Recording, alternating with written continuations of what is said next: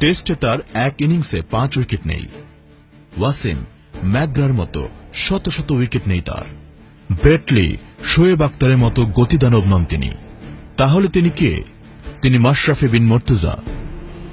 Cricket পরিসংখ্যান, speed গানের হিসেব দিয়ে যাকে চেনা যাবে না, কাগজ কলম আর বই খুলে যাকে চিনতে পারবেন না, স্রেফ টেলিভিশন আর ছাপার অক্ষর যার পরিচয় দিতে পারবে না, সেই মাশরাফি বিন মুর্তজা।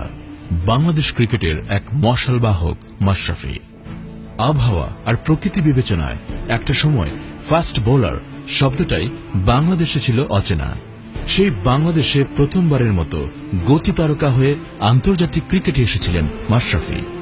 এই ছিপছিপে লম্বা তরুণের হাত ধরে বাংলাদেশে শুরু হয়েছিল একটা যুগ, ফাস্ট বোলারদের যুগ। আবির্ভাবের পর দীর্ঘদিন ধরে আহত শরীরে একাই বহন করেছিলেন 16 কোটি মানুষের ওজন।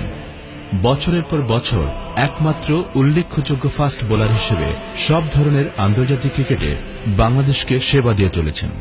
ফাস্ট বোলার মাশরাফির এই কৃতিত্ব শুধু তার নিজের পারফরম্যান্স ও নিজের খেলায় সীমিত নেই। গত প্রায় 1.5 দশকে মাশরাফিকে দেখে একে একে উঠে এসেছেন অসংখ্য ফাস্ট বোলার। আজকে যারা মাশরাফির সাথে বল করছেন, সেই তাসকিন, মুস্তাফিজ, আলামিন, রুবেল থেকে শুরু করে দেশের শত শত তরুণ ফাস্ট বোলারের একমাত্র রোল মডেল মাশরাফি। মাশরাফিকে দেখেই তারা বিশ্বাস পেয়েছেন এই দেশেও ফাস্ট বোলিং করা যায়। যাদের সাথে শুরু করেছিলেন তারা অতীত হয়ে গেছেন, এখন লড়ছেন তাকে দেখেই বড় হয়ে ওঠা তরুণদের সাথে।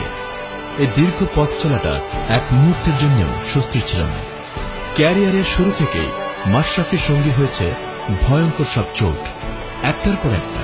হাঁটু, গোড়ালি, পিঠ, কোমরের ইনজুরি বারবার তাকে ছিটকে দিয়েছে মাঠের বাইরে।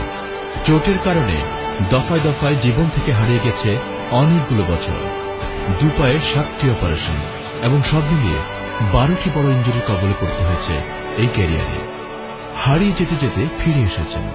ফিরে এসে আবার পেয়েছেন বাংলাদেশকে সামনে নিয়ে যাওয়ার দায়িত্ব, পেয়েছেন বাংলাদেশ জাতীয় ওয়ানডে ও টি20 দলের অধিনায়কত্ব।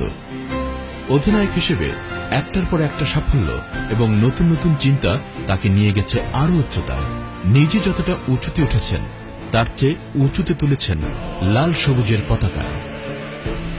মাশরাফি হয়ে উঠেছেন বাংলাদেশ, বাংলাদেশ হয়ে উঠেছে মাশরাফি। মাশরাফি উঠে দাঁড়িয়েছেন বারবার, মাশরাফি উঠে দাঁড় করিয়েছেন বারবার, বারবার বলেছেন জ্বলে পুড়ে মরে ছাড়খাড়, তবু মাথা নোয়াবার নয়। মাশরাফি মাথা নোয়ান, মাশরাফি মাথা নোয়াতে জানেন।